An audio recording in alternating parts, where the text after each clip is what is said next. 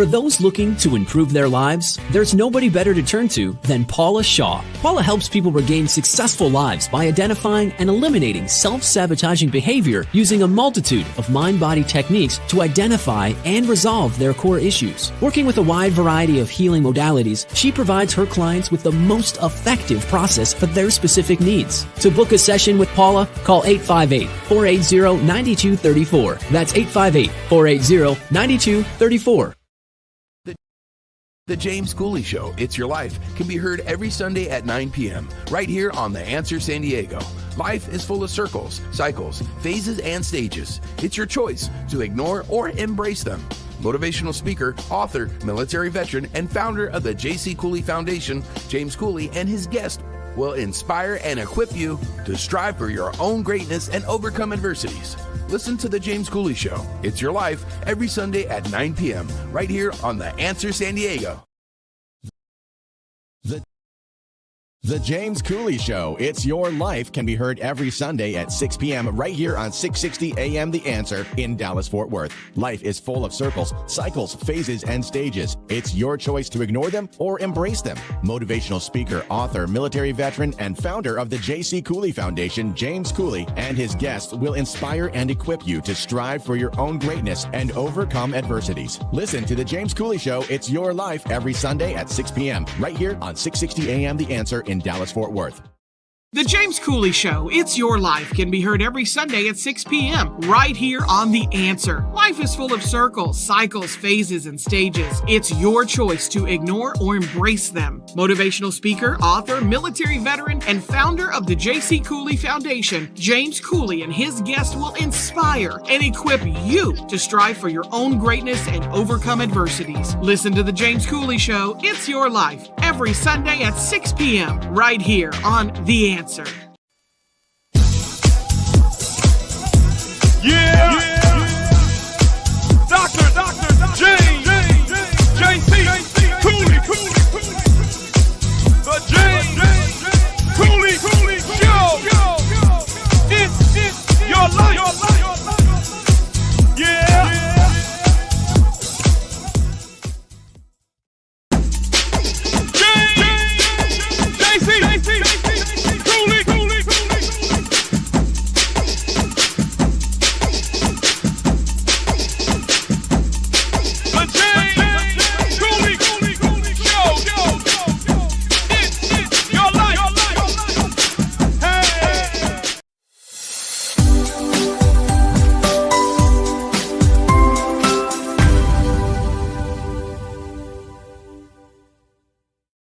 Hello, welcome to the James Cooley Show, It's Your Life. I'm your host, Dr. James J.C. Cooley, but today is Bridges Beyond Grief. So Paula Shaw is going to be doing most of the hosts today, and she got an absolutely fantastic guest coming on the show, and I'm excited about this, Michelle. What are your thoughts?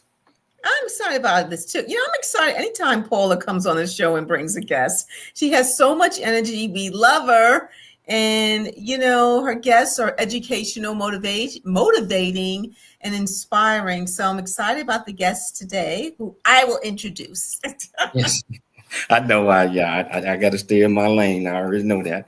I tell you what, can you tell our viewers, first of all, whichever platform that you're watching us on, whether you're watching us on E360 television, YouTube, LinkedIn, Twitter, Facebook, Rumble, and over 84 platforms. Welcome to the show. If you want to be part of this conversation, all you have to do is just go to the comments on the platform that you are on and ask any question that you might have. And I promise you, we'll get you an answer. Michelle, can you do the honors introducing the title of the show, introducing Paula, and introducing, just introduce all the guests. I think we got 300 of them. Oh my goodness. Well, the title of today's show, let me put on my specs, is If You're Alive, Your Mission on Earth is Not Finished. I'll say, isn't finished. So our guest host, Paula Shaw, who is a life transitions expert, grief specialist, keynote speaker, media host, and author, she is having, along with us, a sit-down conversation with David McNally. He is an author, speaker, and award-winning film producer. We're going to talk about the book, If You're Alive, Your Mission on Earth Isn't Finished, discovering and embracing opportunities for a rich and full life, embracing the transformative power of self-discovery, and exercising self-care during challenging periods. Wow. So internationally acclaimed author, speaker, and award-winning film producer, David McNally has recently released his new book, again, titled If You're Alive, Your Mission on Earth Isn't Finished. The book inspires readers to discover and embrace opportunities for a rich and full life, regardless of our age, infused with the wisdom gained from a life that has experienced great joy and deep pain. It poignantly reflects David's own search for meaning and purpose after profound loss. The stranger to grief, he's twice widowed cancer survivor. He's going to tell us a little bit about the backstories regarding that. His other best-selling books include Even Eagles Need a Push, Learning to Soar in a Changing World, The Eagle's Secret Success Strategies for Thriving at Work, and in Life and Be Your Own Brand, Achieving More of What You Want by Being More of Who You Are. He's also the producer of the award-winning documentary, The Power of Purpose. A member of the Speakers Hall of Fame, he has spoken to audiences all over the world. He's globally recognized thought leader on topics of purpose and meaning. So first of all, let's bring our guest host, Paula Shaw, here. Welcome back to the show. Hi, guys. And Paula, you want to bring David McNally on? Absolutely. The first thing I'd like to say in introducing David is, as you all know, what we try to do on this show is either interview people who have suffered great loss and found the bridge to the other side of that grief, or people who are that bridge for others. And once again, I struck gold because David is both. And he is the author of this book, which Michelle has already talked about. And I have really been enjoying it and loving it. So I'm very excited to talk to David about it today. So David, good to see you, and thank you for being available. Thank you. I'm delighted to be with you all. Yeah, fabulous. Cool. So JC, I have a feeling you're bursting to say something. So you go first. Okay, first of all, thank you. Thank you so much, Paula, for bringing this guest on. David, I'm intrigued with the title of your book and can't wait to hear a whole lot more about it. But can you tell our audience and our viewers a little bit more about you? What makes you click? What inspired you? Why you're so passionate about what you do? Yes, I've always been fascinated by what I would call, JC, the human spirit.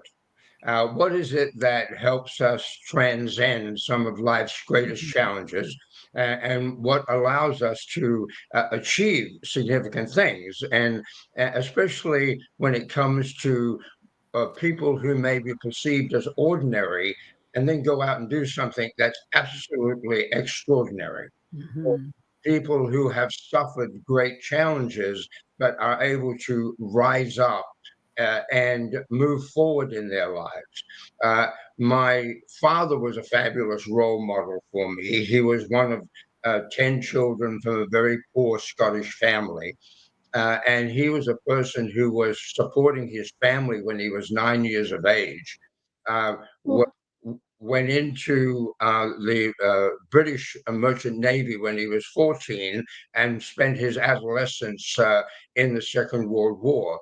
But my father was someone who had always had a tremendous attitude of gratitude. And so he emigrated to Australia when I was 9. So I was raised in Australia, born in London. And my father was one of these people who always had this spirit about giving back. And so he started off as a person who, and when he arrived in Australia, had to work in a bar to make some money, and finished up a very successful realtor.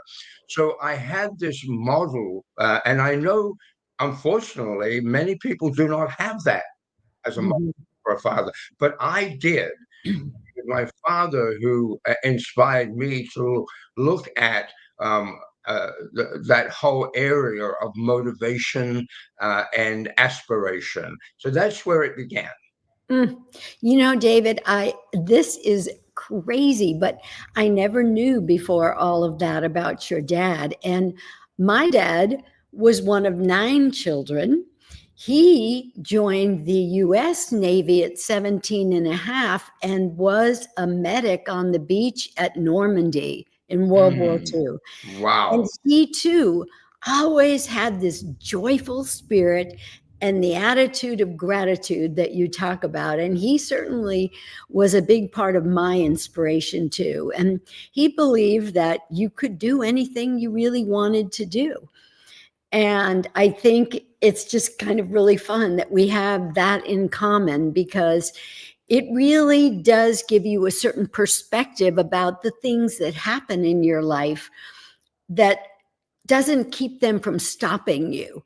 That, you know, it's like that motivation, that cheerleading, if you will, that our dads always did for us, stays with you. So you have a little bit more to overcome whatever comes your way.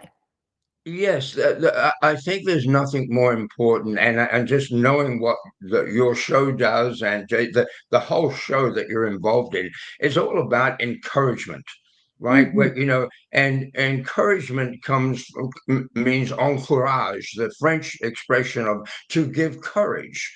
Yes. And there's a lack of encouragement. There's a lack of compliments out there in the world, and the more that we can do that, and allow people to understand you can get through this, Yes. and you can get to the other side, and you can still have a powerful and wonderful life. You can. At this particular moment, it may look pretty bleak, but there is another side to this, and you can get through it. And by getting through it, you will be amazed at what happens to you internally, and how you transform yourself by meeting that challenge head on. Oh, I just love what you just said. What a beautiful, perfect message.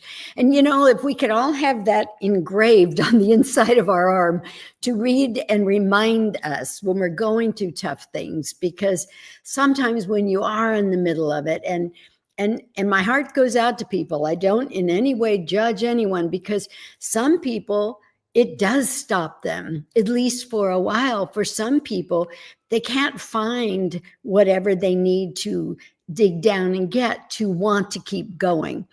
And it sometimes does stop people, or at least temporarily slow them down. But you're so right. You know, on the other side of grief is strength, is wisdom, is courage, is a knowing something about yourself that you didn't know before. And maybe part of that is that you can endure, as long as that's your focus and your function. You can endure, and you can experience joy. Yes. And that is the hardest thing, I think, that people can find it hard to grasp, that joy is possible, and it may be tiny moments of joy. But as you mentioned in the introduction, I have become a widower twice. So 2 of the most wonderful women that I have been married to passed away, and so there's some enormous bouts of grief that that I have had to deal with, and quite frankly, some of it is very fresh. My second wife just passed away 2 years ago. So that grief is still very present with me. It's not debilitating. I think that's what's very, very important. And one of the most wonderful pieces of advice that I got early on after losing my second wife was that it was from an article. I wish I could remember who wrote it, but the woman had lost her husband, and she said, people keep asking me, when will I move on? And she realized that she had to answer, never. I will never move on from this man who I loved deeply, but I can move forward. Oh, and she said, beautiful. So that hey, David, hold that thought. We got to take a station break. Hold that thought. I want to hear, when we come back, I tell you what, whichever platform you're watching this on, if you want to be part of this conversation, all you have to do is just go to the comments. Ask any question that you might have. I promise you, we'll get you an answer. It's your life, and we'll see you shortly after the break. Dr. James, JC, Cooley. The James Cooley Show. It's your life. Noah Dingley here, producer of The James Cooley Show, It's Your Life. And the new audio version of James' book, Country Boy, City Boy, A Journey That Ain't Over Yet, is a must-have. James shares his true life story of struggle and success in America. It's both a cautionary tale and a roadmap to achieving the American dream. Get the new audio version of Country Boy, City Boy, A Journey That Ain't Over Yet by James Cooley on Amazon.com or wherever audiobooks are sold.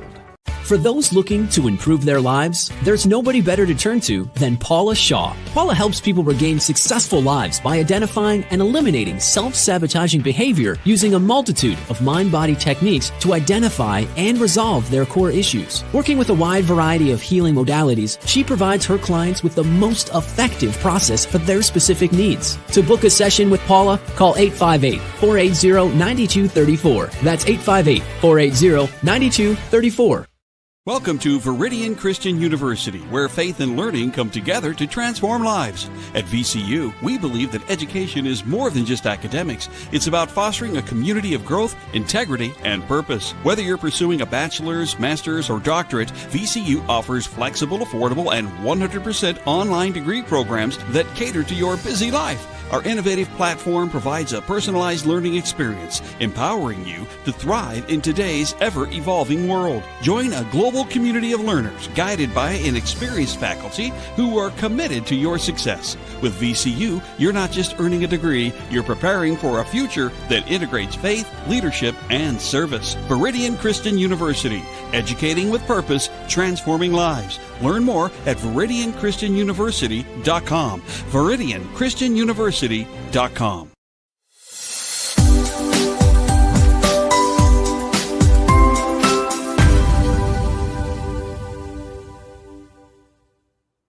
Hello, welcome back to the James Cooley Show, It's Your Life. And today, just like I mentioned in the beginning, we're talking about bridges beyond.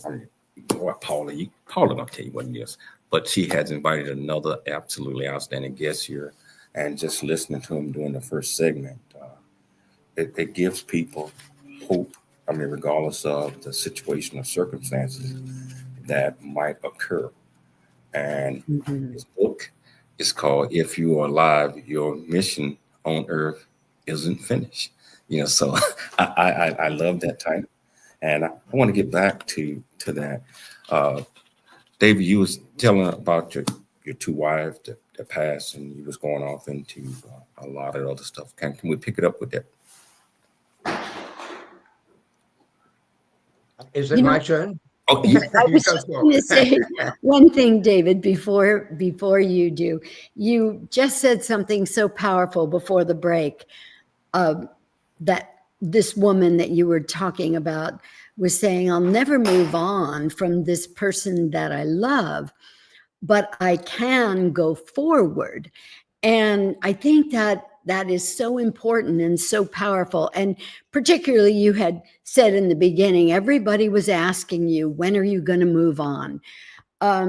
And I have to tell you, there's a little part of me that just wants to put up my dukes, because I try to teach people all the time. Grief is a unique experience for every person. Remember when we were kids, you got 3 days off work when you were grieving. And there was always this sort of idea that, in a month, you should be back to your life. No, that isn't true. And there is the potential, as you said earlier, to have joy, to go forward, to have a full, beautiful life with increased wisdom and courage and all that you gain going through the grief process. But there is no one size fits all. And I think that is the point that you were about to make. So please go ahead, David. Well, you can't rush grief. That's what's very, very important. You can't rush it. It will take its time. And I think one of the most important qualities, and this is not just applicable to grief, that all of us as human beings, as we get wisdom, is the quality of acceptance. To be able to accept our lives as they unfold and as they unfurl.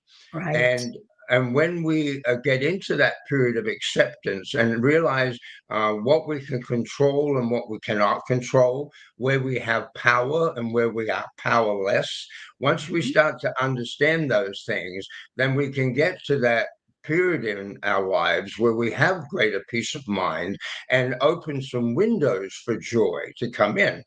Now, I'm a realist, and I would be disingenuous if I didn't say that, I still have bouts of what I call morning melancholy. And I wake up and I miss my wife so much. And so I have that melancholy. And in the evening, I call it the evening blues. I have the evening blues. Yeah. And in between those two places, I endeavor to move forward and do things that help me feel better. But I don't endeavor to force it, Paula. It's not about forcing it. It's about what can I do today that I know will reward me with the type of feelings that I'm looking for, and without invalidating what I do feel genuinely and authentically. I love that. And, I had written down something from your book that Joseph Campbell said. We must be willing to let go of the life we planned so as to have the life that is waiting for us. That, I think, is exactly what you just described. And that's where the magic is, right? In finding things to do each day that give you meaning, that give you purpose, that make that day meaningful and important to you, so you feel good about who you are and how you lived that day. Correct? Yeah, no, there's no question about that. Like, so for example, my first wife, the mother of my 5 children, she was diagnosed with ovarian cancer when she was 54, and passed away at the age of 57. And that wasn't anything that she planned or I planned. In fact, of course, you would understand that we had just got to the stage where our youngest was off to college, and my wife said, "Free at last," right? Free at last. I know that feeling. and so and then all of a sudden she's diagnosed with cancer, and then goes through this debilitating chemotherapy, and so she passed away from this, and she did not want to go. She wasn't afraid of dying, and interestingly enough, neither of my wives were afraid of dying, but they just didn't want to die. And a big distinction. And, yes. and so she fought it all the way to the very end. But in fact, what happened after her passing is what inspired the title of the book that I've just written. If You're Alive, Your Mission on Earth Isn't Finished.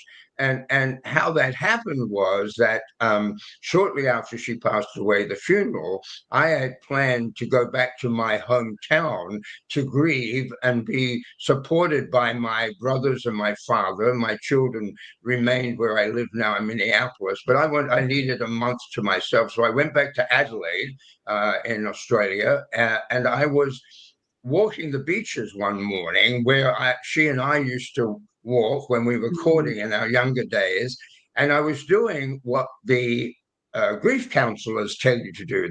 They tell you, hey, don't stop talking to your loved ones. Right? And I always say, yes, the problem with the grief counselors is they don't tell you what to do when your loved ones answer back. and and so I'm walking along the beach, and I just said to Joe, her name is Josephine. I said, Joe, I said, I said, you were the first to go. Oh, tell me, why am I still here? And I can tell you within seconds, the answer came back, David, because you still have work to do. And I took that, and I just said, okay, if I'm alive, my mission on earth isn't finished. And that has become my mantra ever since. And that was 22 years ago, and I've lived that. And I live it today, right? I may have the morning melancholy, but if I'm alive, my mission on earth isn't finished. I love that. I just want to make a comment. First of all, I love this title of your book, and it's it's true. It's about. I look at it this way.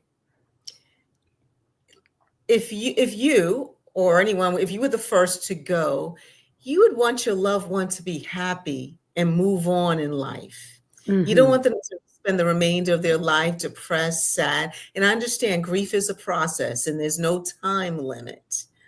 But I think one of the things that helps is, wow, my wife, my husband, they don't want me living this way. I understand the grief process, but joy is still out there for me. That's why I'm still here. I just want to make a comment on that. Yeah, I think that's beautiful, Michelle, and so true, so true. And David, just to back up a little bit, before you lost Cheryl, you spent a good deal of time as her caregiver, correct? Yes, I was her caregiver. So she was, so Cheryl being my second wife, I actually met her. We were both 60 at the time, and we were partners for 10 years before we got married. So both of us only got married at the age of 70, which was a wonderful celebration. But then 3 years later, that was when she was diagnosed with Alzheimer's.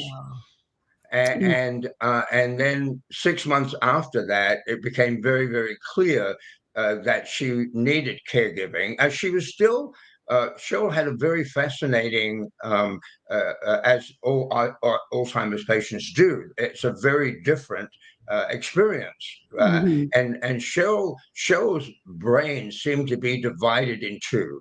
In other words, the part of her brain where she was socially capable remained very, very intact. So she had the ability to communicate and be in conversation in an extraordinarily positive way, to the point where people did not think that she could possibly have Alzheimer's, because we have this perception. But the other part of the brain, and that was the part of the brain that they called the executive functioning, where she could do things for herself, began a deterioration process, which began with not being able to drive, not being able to read. She was a piano player. She could not play the piano any longer, cooking, anything like that, to where it ended up after the 3 or 4 years, she couldn't even dress herself. And I was doing all that. So yes, I was very much a full-time caregiver to her, which meant I gave away. When I say gave away, I put aside my business and what I was doing to look after her, because really there was nothing more purposeful for me than to make sure that she felt safe and protected. Yeah, so that was quite a journey in and of itself, that caregiving. Oh, absolutely. And, one of my dear friends just had a similar experience. For a year, she gave up her business and all of the things that were part of her identity to take care of her dad with Alzheimer's. And there's a lot of sacrifice there. There's a lot of aspects of a kind of anticipatory grief, and a grief that comes in stages. And I have a feeling we're going to have to take a break because I see JC lurking. But And, when we come back, let's talk more about that. Wow, this is such a interesting conversation. And, it's something that Michelle and I have not had on the show before. I'm talking about this detail. And so I tell you what, if I know that I see the numbers, you guys are watching. If you want to be part of this, this is your opportunity to ask any question that you might have. I promise you we'll get you an answer. It's your life, and we'll see you shortly after the break.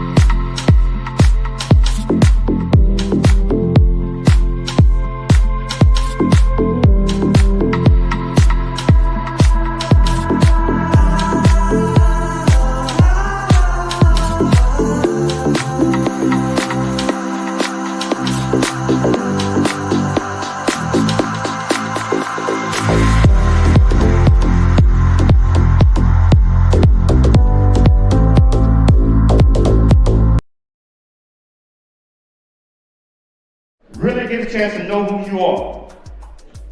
And once you know who you are, you truly know who you are, love who you are. Love who you are. You're a masterpiece. Love who you are. Love who you were born to be. Love me some me. That's what I'm talking about. When you leave high school, you gotta know today or tomorrow, hopefully today, what your plans are. Hopefully, there is no bad decision unless there is no plan. Create, collaborate, commit with confidence. Commit with what? Commit with what? In everything that you do.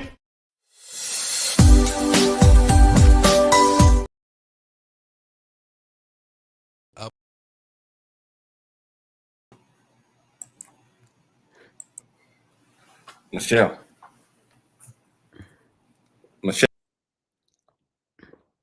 I am right here. We're back. It's Your Life with Dr. James J.C. Cooley. Our guest is Mr. David McNally. Title of our show is If You're Alive, Your Mission on Earth Isn't Finished Yet. And audience, if you want to join the conversation, we still got time. Whatever platform you're watching the show on, just send in your questions to David or comments, and we will air them. So Paula, please continue. Okay. We were talking before the break about what it takes to be a caregiver. And I know, especially now, because the boomer population is the biggest segment of the population in most countries in the world, a lot of us, have become caregivers. And David, you certainly spent a good deal of time in that role. And I know there's so many aspects of it. There's the sacrifice so often of your business and what you were doing there that gave you meaning, that gave you identity. There's the social sacrifices because you can't do everything that you could. There's the confinement because so often that person that you're taking care of isn't comfortable unless you're in the home. So, and so many other aspects of it.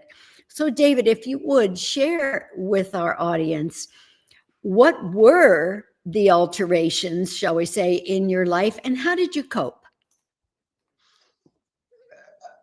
I believe, let me begin this way by saying in my first book, I wrote, language is the software of the mind. So, and so I'm quite anal with language. So picking up on a word that you just used, Paula, which I think is very important to discard if we are to become the caregiver we want to be, and that is to stop seeing it as a sacrifice. All right. Okay. If I choose to be the caregiver, then I must choose willingly and lovingly to be the caregiver. Don't be a caregiver with resentment. Oh, I have to do this, even if the circumstances are really challenging, as they are being a caregiver. Again, embrace the fact that you as an individual, and it's hard at the beginning to understand that you will grow immensely in this whole journey of caregiving. For example, one of the things that you'll learn like you never learned it before, and that is patience. You will learn patience incredibly. For example, when people start to lose their memory or can't keep their thoughts together, when my wife Cheryl, she would ask me in the morning, she'd wake up, but we had a ritual, I'd bring her a cup of tea, and she'd ask me what's going on today, and I would tell her. And then I would go down and I'd make a piece of toast and I'd bring that. And she said, David, tell me what's going on today. And then I would go away and have a shower. I'd come back and she'd say, David, the thing that you can't do is you can't say, dear, I just told you that. Yes. I just told you that a minute ago or an hour ago. You have to be willing to say exactly as you would if you had responded to them in the first place. You say it exactly the same way with the same love and the same care. So you learn about this patient, but you begin with saying, this is not a sacrifice. I may have had to give up certain things, but I've chosen to do that. I'm not saying it's easy, Paula, but it begins the reframing in your mind of why you are doing it and the purpose behind why you're doing it. And that is a very big beginning to be a successful caregiver. Boy, that is a huge, huge piece, David. Thank you for that, because you're so right. If you start out with the word sacrifice, then what you're really focusing on is what you've lost, not what you might gain. Oh, I think that is just huge. Now, tell me, did you have some community or someone, family or friends that you could talk to about the hard parts? We were unbelievably fortunate in having incredible support. And there's something I want to communicate about that. We understood that, and we felt extremely blessed by it. We also realized that many people did not. So in this whole story of life, and people wanting to find ways to have some purpose and to contribute to others, the realization that there are people out there that need you, that to support them and to encourage them and help them get through that's a big contribution people can make. Now, we did have a lot of support. We had great communication. Cheryl was a gregarious person, so she had a lot of friends, and they really showed up for her and for us over the years. It allowed me to get out, occasionally have a game of golf, and they would look after her, and they loved being with her. We both had families. Cheryl had 2 daughters and a son. Her daughters were incredibly supportive of their mother. My children were as supportive as they could be. They loved Cheryl. So we did have a lot of that. And I took advantage of it because I needed that time away. I really did. I mean, it was 24/7. You need time to breathe. You need a lot of self-care, and the caregiver has to look after themselves. Without looking after themselves in every way, they cannot do what they need to do in looking after their loved one. That's so important, this piece on self-care. I was going to ask you the kinds of things you did for self-care, but I also remember reading in your book that you tended to wake up a couple of hours before Cheryl, and that's actually when you were writing the book. Is that correct? Yes, very much so. But I've had a practice for over 40 years of getting up early in the morning and journaling and reading books that are spiritually nourishing and positive. And so that stood me in great stead when I was the caregiver, because that practice gave me the strength to move through the day. And then it also, of course, gave me that time on my own, because as soon as I heard our bedroom was in an upper level, as soon as I heard David, I knew the day began. The workday began. Yes. Yeah. So that was a very important thing that I did at that time. You know, a friend of mine I mentioned earlier, Amy Scruggs, she was taking care of her father for over a year, who had Alzheimer's. And one of the things she did for her self-care, which also ended up being such a giving thing to others, she developed quite a following online. She would post videos of the kinds of things she was doing with her dad, like car karaoke, where they'd go for a drive and sing together. And she started having followers from the Alzheimer's Association, other people in that caregiving role who were now inspired by what she was doing. And it gave them some ideas of things they could do as well. And so I think this thing of giving to others as you're seeking their comfort and their support and the connection with them is so beautiful. And out of your need for that and desire to do that came this amazing book. I think it's great. I think what she did was fantastic, because people want to know they're not alone. That, hey, I'm not alone on this. Others are experiencing this, whatever it may be, whether it's looking after someone with Alzheimer's or having Alzheimer's oneself, one having cancer. You know, I had a very debilitating time with my own cancer. Yes. So I did myself. I wrote several articles that were published by a publication called Next Avenue, which is a national public radio publication. Yeah. So, and people responded to them beautifully. Yes. It's such a wonderful thing, because you can share what you're experiencing and give them help and maybe ideas of other things they can do.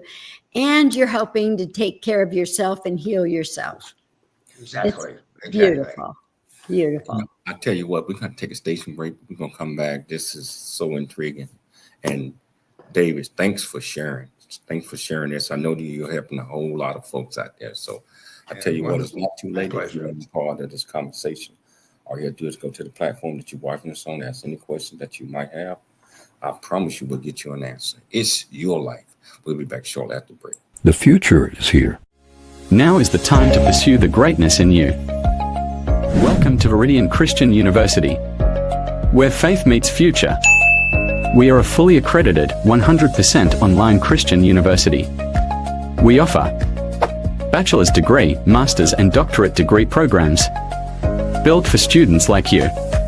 affordable tuitions, 30-plus degree programs, 100% online and flexible, integrating faith with learning.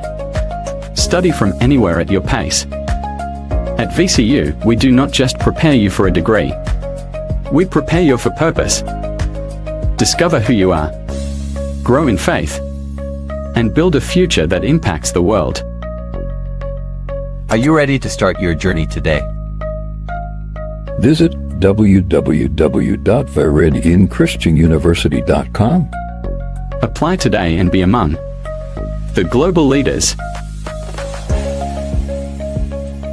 A Black Man's Point of View is the newest Amazon.com #1 release and bestseller book from author Dr. James J.C. Cooley, featuring the perspective from 11 other contributing authors. In A Black Man's Point of View, Dr. James Cooley unpacks his thoughts and personal experiences about the challenges, stereotypes, and feelings of self-worth that many black men face today due to a 400-year ancestry rooted in slavery and colonization. Yet, how so many black men move forward despite this history. Most importantly, A Black Man's Point of View conveys that all men, regardless of race, creed, or color, are capable of love, respect, and dignity. Described as a map to a greater life from the heart of a man who's experienced life's misfortune and harsh conditions, James shows us how beliefs, convictions, and a healthy mentality can help propel a life worth living. A must-read for all. Order your copy of A Black Man's Point of View by author Dr. James J.C. Cooley today from Amazon.com or wherever books are sold.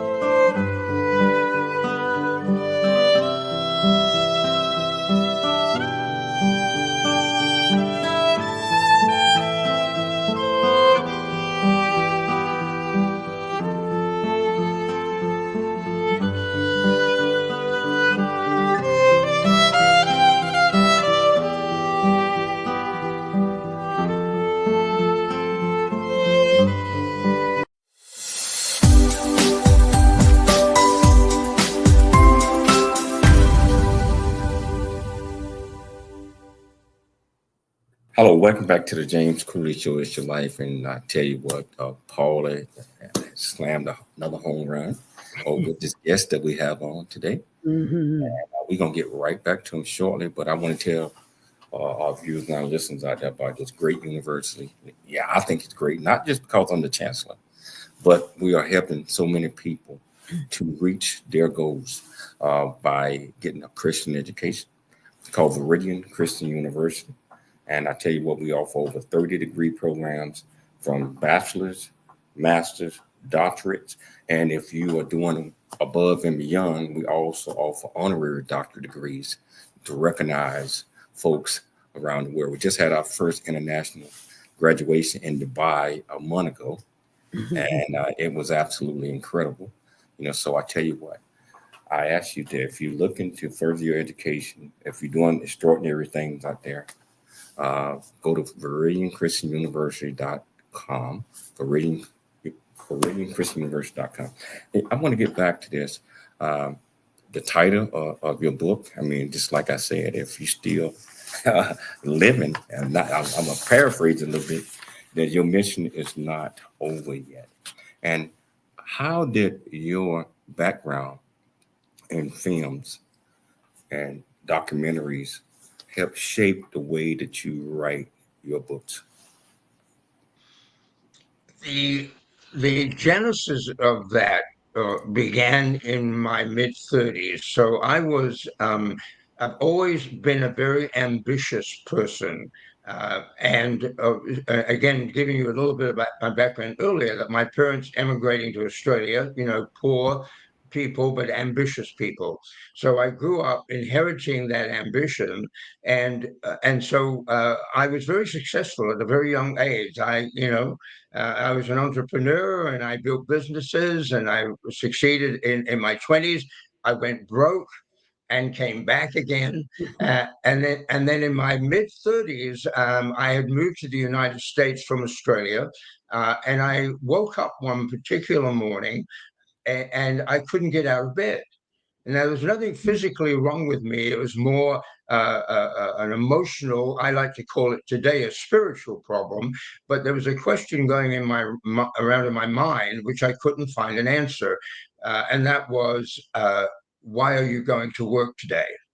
So I got a very pragmatic answer, and that was, you have 5 children, David. You have a mortgage. You have all of those things. But there was something that hit me so hard that I needed more, because I'd achieved goals, and I said, is that it? Is that life? You just go to the next goal and the next goal? Is that what it is? Or is there something deeper and richer?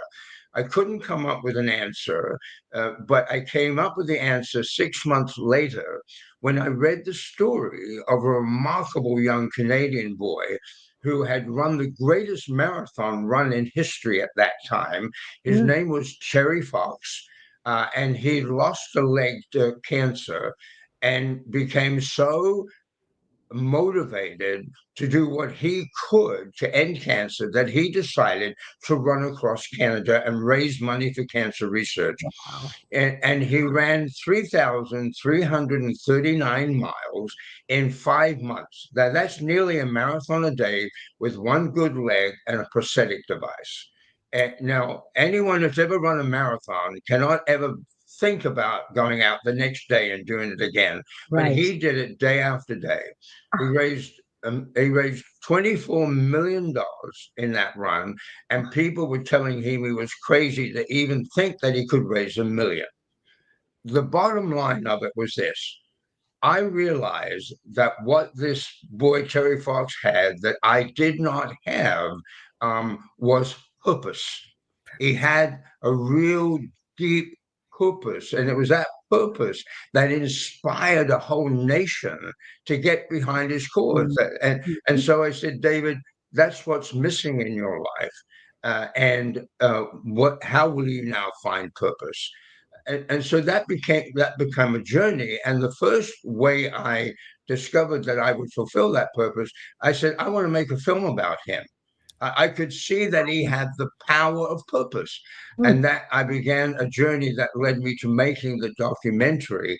And so the whole issue of purpose underpins everything that I do in my life, because I know now in my new book, as I've gotten much older, I've realized that the need for a compelling reason to get up in the morning, to have a sense of purpose, never goes away. And when I listen to what you're doing with the university, I think it is so wonderful, because the greatest gift that you can give these young people is to understand that there is a special purpose for their existence. Oh, that is so right on, David. And this idea of purpose and meaning, I think when we're younger and we're trying out a career or several careers, purpose and meaning almost seems to come a little more easily.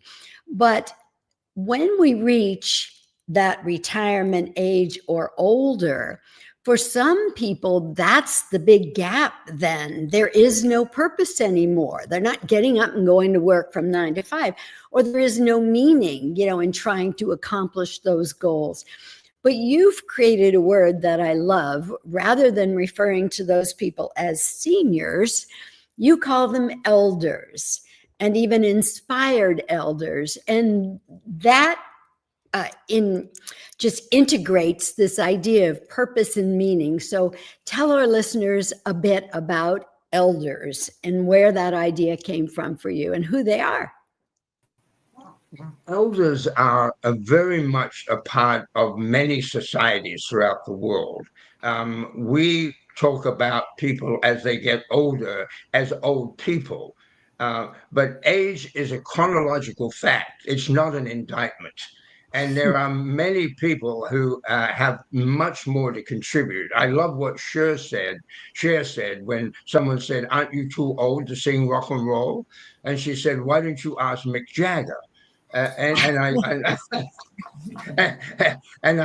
love that, because it's all about, no, your mission on earth isn't finished if you're alive. So how do you now wake up with a compelling reason to get up in the morning, a sense of purpose, and figuring out how you now will contribute to the world? I love that. I love that saying. We got about 2 minutes left in the show. David, what are some takeaways that you want our viewers and listeners to get from this great conversation? By the way, hey, Paula, I want him back on the show. I was just thinking, because we haven't even touched on inspired elders yet. We got to have him back. I want him back on the show if his schedule permits. But what are some of the takeaways, a minute or less, that you want our viewers to get from this great discussion? I think what is so important is that to really come up with how you see what your life is about. And as we get older, for example, it's not about doing anything but discovering your next act. What is my next act? You know, what am I going to do now? And because it's a time for enrichment. It's a time for growth. It's a time for learning. It's also a time for discarding a lot of the baggage that we've carried forward from our youth to the present. No. Let's go. Let's move forward and create rich experiences for ourselves. Because in the end of it, when you get to the end of life, you won't measure it by what you've got in the garage. You'll measure it by the experiences you've had in life. So how do we continue to create great experiences? I love that.